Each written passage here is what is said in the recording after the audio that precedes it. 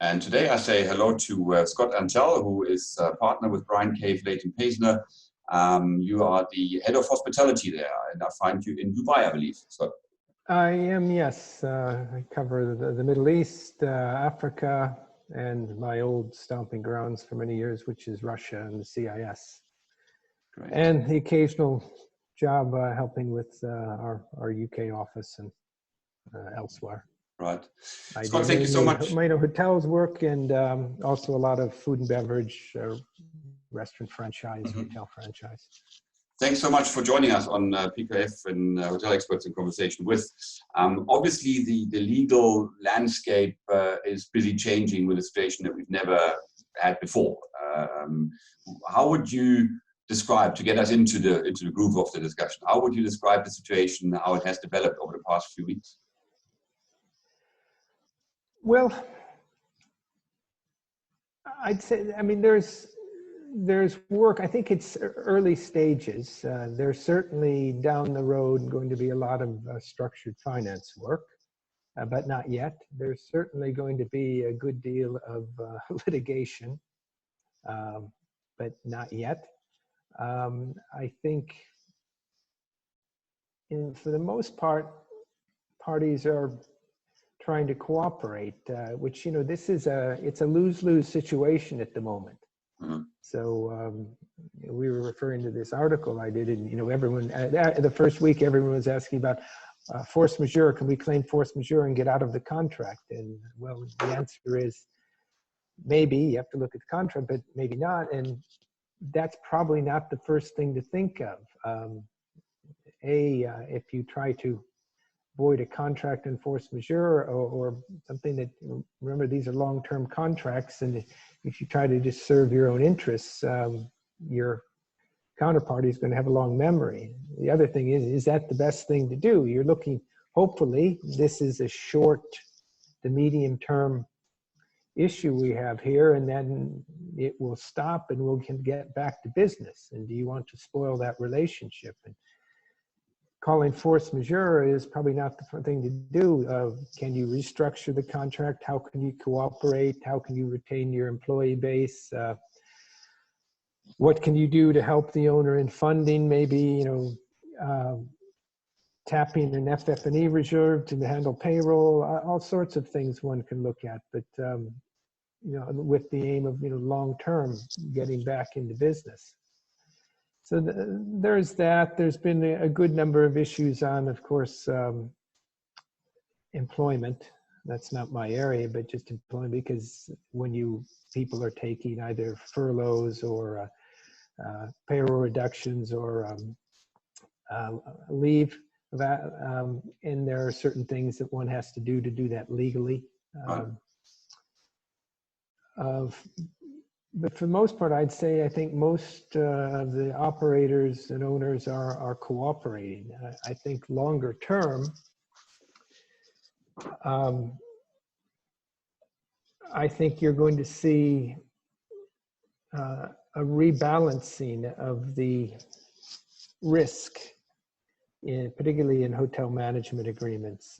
I think even prior to this, there has been certainly some misgivings in this region and in many emerging market regions that initially the international operators say, oh, the region's high risk and, you know, we need a higher return, and your counterparties don't have asset managers. They often don't have the best, there's not a deep pool of hotel consultants, and they get taken for a ride. And you look at some of the terms in these countries, and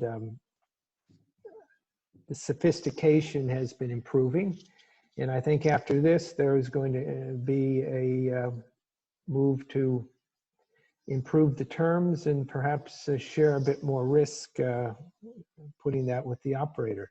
I think you're also going to see probably more people wanting to go to the franchise model, which gives the franchisee a little more control over the operating expenses, capital expenditures, and perhaps not such precise attention to brand standards, where something can perhaps you know, last another year before you replace it. But in that situation, so it's Karinda, but in that situation, you would have, you still have in some emerging markets a lack of management companies that would be able to manage those franchises, depending on which level they are, wouldn't you? I think that's the general assumption, but historically, I've found that really not true. I mean, I worked with Interstate when they brought Marriott, brought Hilton, and brought IHG to Russia in the early 90s. And they got there before the brands did. And it was great for the brands because they didn't have the country risks. They didn't have the compliance risks. They just, turned on, granted their brand and switched it on, hadn't to deal with the owner. And that was immensely successful. I think that was attributable to a couple of very good owners and Interstate having the right people in place. And they really dominated the market. I think in this region today, it's hard to call, certainly Dubai, an emerging market. An emerging market. This is one of the most sophisticated hotel markets, certainly F&B markets. This is for food delivery. This is the hotbed of the new systems and concepts here.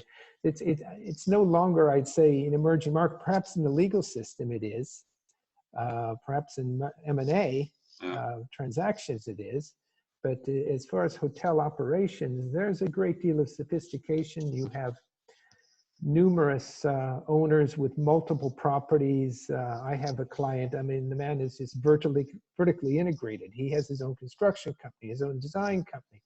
He has the Serta mattress franchise. He has a rental car company. He has his own food procurement company. It's a vertically integrated operation. Yeah, no, I was referring a bit more into let's say Africa, where I'm based. To look at there and the various chains. I mean, you look at Nairobi or look at Kenya. Kenya is more sophisticated than other nations. Would be South Africa would be more sophisticated. So that's why I meant in those various things. But with time in mind, unfortunately, it always runs away. Who will spearhead, you feel, those renegotiations or those or recreating more of a balance in terms of the risk? Which markets or who will drive that? Because there has been obviously, as you said, a reluctance and a change from the operator's perspective to say we go asset light, and thank you much, that's what we do, whereby the owners are taking the majority of the risk. Who will? And how will that play out, you reckon, that more risk needs to be taken by them? I think, again, you're with some of the larger owners who are finally treating the hotel sector as a business rather than it was a glamour exercise initially. And they have asset managers, they have good people, and they have, with a number of hotels, a certain amount of leverage. And typically you see these groups focused on a couple brands. So they've got some market clout from economies of scale. I think you'll see it with them. I think it will be a revisiting of the fees. I think heavily a little more focus on control over capital expenditure, review of brand standards. Are they all necessary? Can you live with certain things or regionalize certain things that aren't quite so important in the region? And you find that will trickle. You think that will trickle down to the owners of 1, 2, 3 assets, maybe? It could, because I think you're getting a larger pool of asset managers here, independents, and who I think it's a pretty small market of owners, and there is a good amount of communication, and I think it will. That there's a market out there with independent asset managers who can help in that regard. My goodness, we're already out of time. I always try to end this looking for a silver lining. Scott, tell us where do you see a positive outcome of this horrid times, which is costing many jobs, it's costing many businesses their livelihood and whatever else. But let's find something. Where is there that silver lining? Where would you see it? Well, let me start with a negative in my region first, and then I'll go positive. Okay. I guess one of the concerns I have with the Middle East is, I mean, if you look at China, I think what people are saying that the initial restart of the tourism and hotel, but it's going to be domestic tourism and local business tourism. And unfortunately for the UAE and Dubai, it is heavily geared towards international tourism. About 80% is international long-haul guests. Dubai brags that it's within 7 hours of 80% of the world, which is true. But a 7-hour flight is a long-haul flight, and are people going to get in these self-contained circular petri dishes? I think it's going to take some time. That's unlike throughout Europe, Germany, France, the UK, the majority of tourism is domestic. What will be essential is if the Middle East countries, the GCC countries, open up their borders so that you can travel from Saudi to Dubai, the UAE, from Oman. And in that, I think if they do that, there will be some positives, because the Omanis like to come here and go shopping. The Saudis come here for the weekends because it's significantly more liberal, should we say. So if they do that, I think there is the demand to be had. I think on the positive thing, you know, people like to travel, don't they? That's what people do when they first get some disposable income. They do this. And the other positive is that I've always described travel and tourism as the most cost-effective soft foreign policy you can have. You get paid to show off your country versus spending a lot of money to bomb a country.